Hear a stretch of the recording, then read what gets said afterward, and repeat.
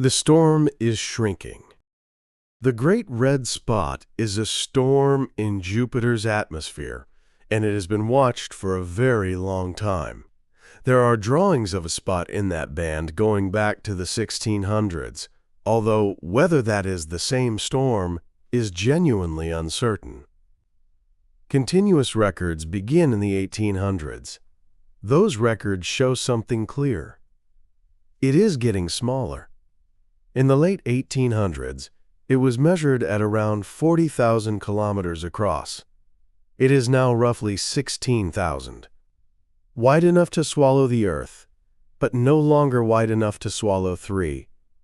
As it narrows, it has also grown taller and rounder. It was a long oval. It is becoming closer to a circle. Nobody can tell you confidently what it will do next. It may keep shrinking until it breaks up. It may stabilize. Storms on Jupiter have merged, split and faded before, and the record is too short to know what is normal. It is a good reminder about the outer planets. We have had close-up data for about 50 years. That is a very short window to observe something that may run on cycles of centuries. 10 meters of ice. Saturn's rings are about 280,000 kilometers across. They are, in places, around 10 meters thick.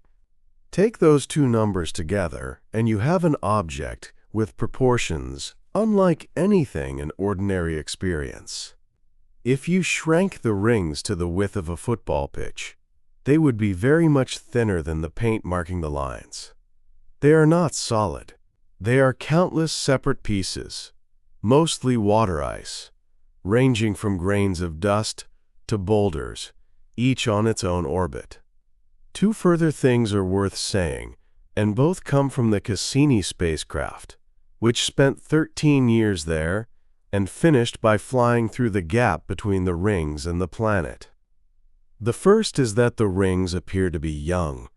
The measured mass and the rate at which they are being darkened by dust falling in from outside both point to an age of perhaps 100 million years or so.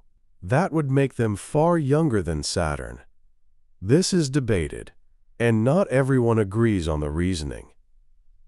The second is that they are draining. Ring material is falling into Saturn's atmosphere. On the current estimates, the rings are a temporary feature, and we happen to be here while they exist.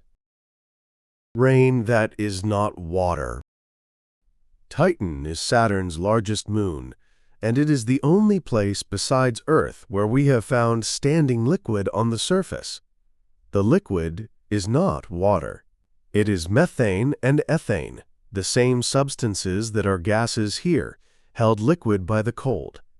Titan's surface is around minus 180 degrees. It has a full weather system. Methane evaporates, rises, forms cloud, and falls as rain. The rain runs into channels, and the channels run into lakes and seas, mostly near the North Pole. The largest, Kraken Mare, is bigger than the Caspian Sea. The rain falls slowly.